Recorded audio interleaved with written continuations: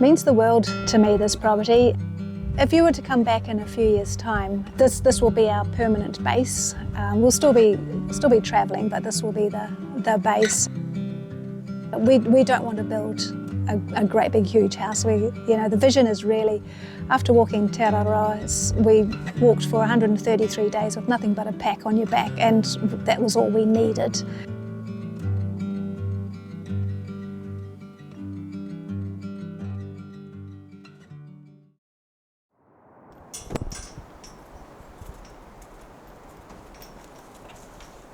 My family have had a connection with this part of Coromandel going back for 50 years.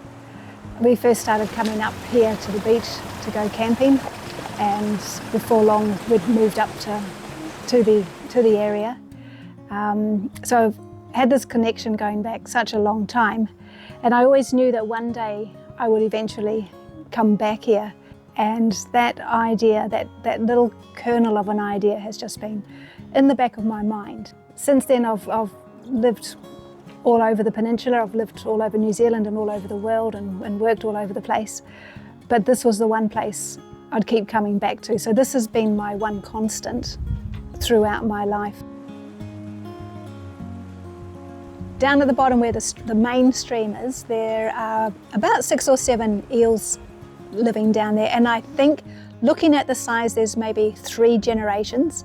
The largest one, which the kids refer to as Eddie, I'm guessing that he's maybe 60 or 70 years old. He's a big, you've seen him, he's as big as my leg. He's a beast. And so when we're here, we'll, if there's any meat scraps, we'll take them down and hand feed the eels. So they're real characters.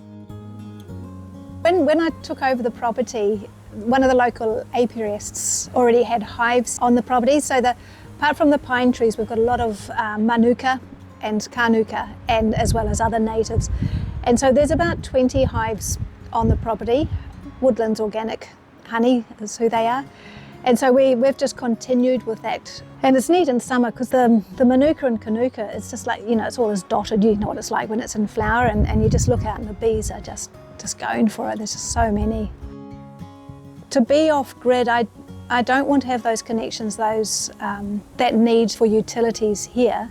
The expense of it, I far rather the independence of being able to run our own systems. It is challenging. It's not really a choice here. If you want to be on the main utility that people think of, that's electricity.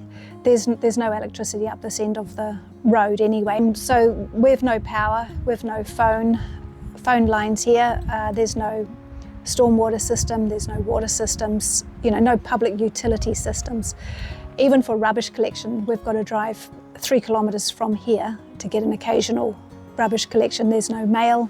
The mail is 3 kilometres if we wanted to get, traditional mail. We don't have those options here anyway, but that's my preference. The biggest challenge here is where we are right now, and we kind of refer to this as base camp.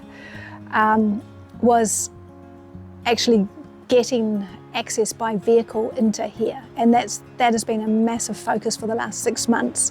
We chose this particular site when we came up through the bush on our first exploration of the property. We could see there was a flat area here, and there was just a tiny window through trees, and we could look out and we could see we've got this fantastic view. So thought, right, this is it, and we can just clear a little bit away, and we can make a bigger space here. I have a media brand which is Freewheeling Kiwi. This is something I've been developing for about 4 years. I was reflecting on conversations I'd had in the last couple of years with people, and I was conscious of some people didn't get that opportunity to spend time in nature because for whatever reason they didn't have the resources. And I knew confidence is a big thing for people spending time in nature. And when I say time in nature, it doesn't have to be extreme like some people think perhaps what I do is a little extreme. It could be just going to your local beach or going to your local park with the kids. Just get outside.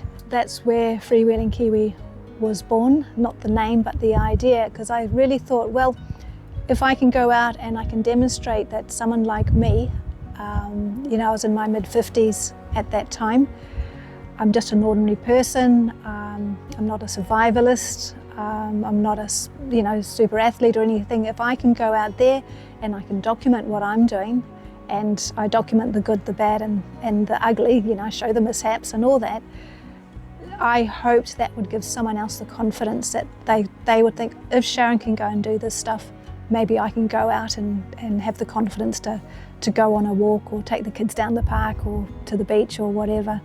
And yeah, that's where it all started, and it's Freewheeling Kiwi has flowed on from there.